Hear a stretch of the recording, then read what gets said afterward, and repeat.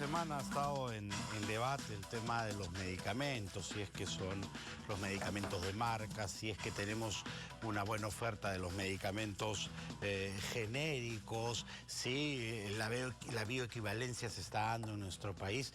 ¿Cómo está el acceso a los medicamentos a los consumidores en general en el Perú? Para eso hemos invitado al profesor de San Crisólogo Cáceres, que ya está con nosotros. Crisólogo, ¿qué tal? ¿Cómo estás? Carlos, un gusto. Igualmente, ¿se nos ofrece la oferta completa de medicamentos? ¿Cómo está la situación para nosotros los consumidores? Yo creo que cualquier consumidor de manera empírica puede constatar de que no hay medicamentos genéricos, han desaparecido. En años anteriores tú recordarás que una persona iba a la farmacia y pedía un medicamento genérico y le daban 2, 3 alternativas de genéricos. De repente ya vas y si te dicen hay un genérico de tal marca, tienes suerte. Ya los genéricos no abundan. Pero ¿qué ha pasado, no? Tenemos primero que nada una ley, que es la ley de productos farmacéuticos, que te determina cuáles son los derechos y los principios. Y uno de esos derechos es el derecho a la accesibilidad a los medicamentos. Sin embargo, los medicamentos son inaccesibles. Otro principio señala de que el Estado tiene que adoptar las medidas que sean necesarias para garantizar el derecho de los consumidores para acceder a los medicamentos. Pese a que tienes que las normas te lo dicen, en la realidad esto no se cumple. Pero ¿qué ha pasado? En el 2017, frente a este hecho, se presentó una propuesta legislativa en virtud de la cual se buscaba garantizar un stock mínimo de genéricos para que los consumidores pudieran acceder a ellos. Tuvieron la opinión favorable de su salud, asociaciones de consumidores, etcétera, para garantizar a los consumidores la posibilidad de que tuvieran estos accesos. No se dio. Frente a lo que ha pasado y a esta escasez ya declarada de medicamentos, es que el gobierno ha presentado una propuesta legislativa que busca garantizar el stock mínimo. O sea, para entenderlo, ¿las farmacias no están obligadas a vender medicamentos? Contrario a lo que dice específicamente la ley 29459, no hay una accesibilidad a todos los medicamentos que un consumidor quisiera tener, lo cual viola uno de sus derechos importantes, que es el derecho a la libre elección, es decir, la posibilidad de optar entre varios derechos. Pero ¿qué pasó? En enero del 2018 ocurrió un hecho que quizás no se vincula mucho con esta escasez de genéricos, pero de repente tiene mucho que ver. Es que en enero de 2018 se anuncia la compra por parte de InRetail, del grupo Interbank, de lo que es Quicorp, Química Suiza, y varias cadenas de boticas y farmacias. ¿Con esto qué ocurre? Que de un momento a otro, luego de hacer el pago correspondiente, porque compraron el 100% de las acciones, y esta operación fue de 583 millones de dólares, un solo grupo de poder ha pasado a ser el dueño de prácticamente el 85% del mercado de la venta de fármacos. Cuando se hizo esta compra, los voceros de InRetail declararon que los precios no iban a subir, que los medicamentos no iban a escasear, que los modelos de negocio de cada una de las cadenas se iban a mantener, etcétera. Fue lo que declararon el año pasado. Sin embargo, los hechos desmienten. Ahora, ¿cuáles son las consecuencias de todo esto? Las consecuencias son que se nota cada vez más un desabastecimiento de medicamentos genéricos. Y se nota también por parte del sector empresarial un discurso que uno no comprende. Porque por un lado tú tienes el discurso de lo que decía InRetail, que es desmentido por la realidad, y tienes por otro lado que frente a esta escasez y cuando se presentan proyectos para garantizar un stock mínimo, tienes que los voceros, y te lo voy a leer textualmente, ayer escuchaba sorprendido en Canal 7, que el señor José Enrique Silva, presidente de la Asociación de Industrias Farmacéuticas Nacionales, ADIFAN, señalaba que el problema de la escasez de medicamentos genéricos hay que dejárselo al mercado. Decía, mira, esto te parece increíble, va a haber un momento en el que alguna farmacia los venda. Va a haber algún momento en el que a alguna farmacia se le ocurra, por la ley de la oferta y la demanda, vender genéricos. Eso es una cosa, es una declaración pues que me parece absolutamente inaceptable. El tema de la salud, señores de los gremios empresariales, no es algo que se pueda dejar al libre juego de la oferta y la demanda, a la mano invisible. Nada de eso. El Estado tiene que intervenir. ¿Y tiene que intervenir por qué? Porque contrario a lo que se sostiene, nosotros no vivimos en una economía de mercado. Nosotros vivimos en una economía social de mercado, y esa palabra social cambia el significado del concepto. En una economía de mercado, efectivamente podríamos esperar que esto ocurra, ¿no? Que el empresario más grande devore al más chico y que haya una guerra entre ellos. Pero en una economía social de mercado, el Estado tiene que intervenir para lograr el bienestar y la tranquilidad de la población. Y en el tema de la salud, el Estado tiene que tomar parte.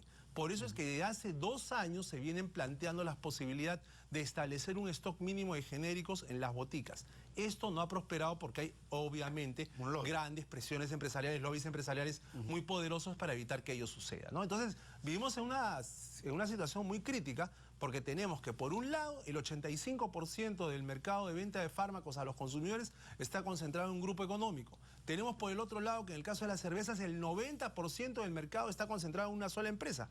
Acaba de anunciar un incremento sustancial de los precios a los consumidores, aduciendo el tema del impuesto selectivo al consumo. Y ahí hay que mencionar de que la empresa ha subido sus precios sin necesidad de que el ISS suba. Entonces, eso de echarle ahora la culpa al impuesto selectivo al consumo, bueno, es un argumento, pero lo ha venido haciendo. ¿Y por qué? Porque cuando tú tienes un poder monopólico o monopolístico, tú puedes dictar condiciones, tú puedes subir precios, tú puedes generar abundancia o escasez de productos, tú puedes cambiar los insumos de los productos que estás fabricando para elevar la calidad o bajar la calidad, etcétera, etcétera. Entonces, estas posiciones se hubieran controlado hace mucho tiempo si tuviéramos una ley de fusiones y concentraciones empresariales que se viene hablando de ella hace 10 años y hasta ahora nada. Y por eso es que en el Perú tenemos estos casos de estudio mundiales. O sea, a nosotros en el mundo nos miran como bichos raros. ¿Cómo es posible que en el Perú una sola empresa tenga el 90% del mercado de cervezas? Una sola empresa tenga el 85% de la venta de mercados. Eso solo pasa en el Perú.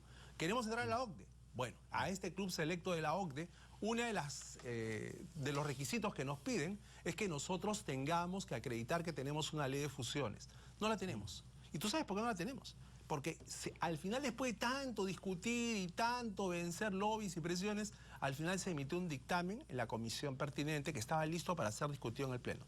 Minutos antes de que entre el dictamen de la ley de fusiones al Pleno, descubrieron que había una palabrita que había sido cambiada, que se decía que esta ley se aplicará de acuerdo a sus propias normas y supletoriamente la ley de proceso administrativo general. Alguien había cambiado y había puesto que se regirá siempre por la ley de procedimiento administrativo general.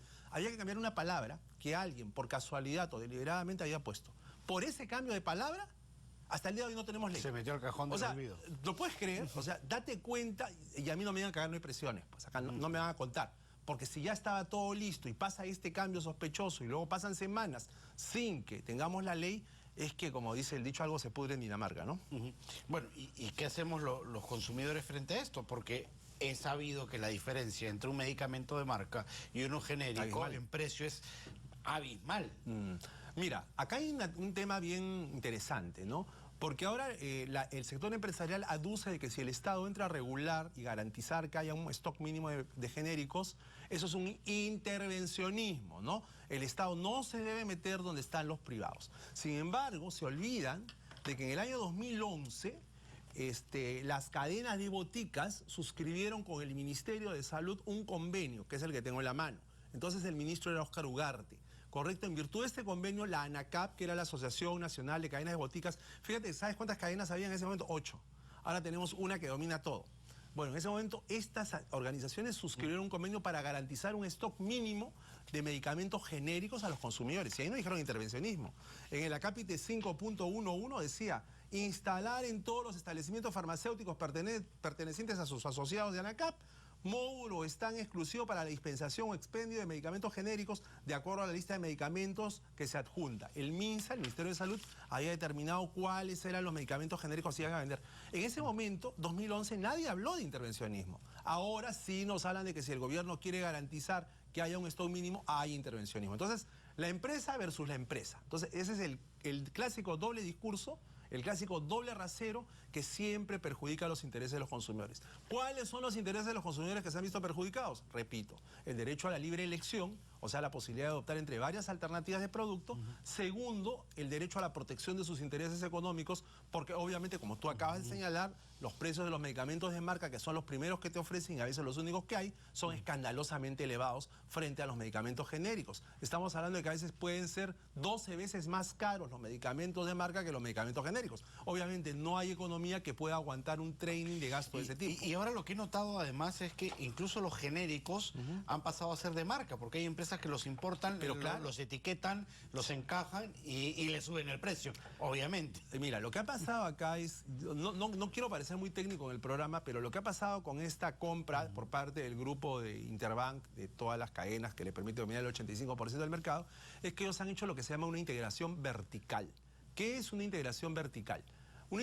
Primero, ¿qué es una integración horizontal? Es cuando tú, por ejemplo, eres un restaurante, una cadena de restaurantes y compras los restaurantes de tu competidor.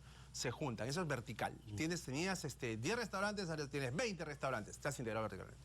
Pero en el caso de la integración en el tema de farmacias, no solo has comprado las farmacias de tus competidores, has comprado laboratorios, has comprado sistemas de distribución, con lo cual te has integrado verticalmente. Ya no necesitas depender de un tercer laboratorio, ya no necesitas depender de una cadena de distribución ajena a ti. Tú mismo eres, solito. Entonces, si tienes todo el negocio, imagínate el poder inmenso que tienes en el mercado. Entonces, con ese poder puedes dictar las condiciones que ya acabo de mencionar. Y si a eso le sumas otros problemas, como son que hay malas prácticas en las cadenas, en el sentido de que te venden sin necesidad de la receta médica, te cambian la receta médica personas que no tienen la instrucción ni la autorización necesaria para hacerlos, porque con arreglo a la legislación el único que te puede cambiar la receta es el químico farmacéutico, nada más. Si tienes el tema de que, y por eso ASPEC lanzó hace tiempo una campaña que se llamó Bata Blanca, para que solamente el químico farmacéutico tenga la bata blanca, nada más que el químico farmacéutico, y las otras personas que atienden ahí tengan batas de distintos colores, de modo tal que el consumidor sepa identificar.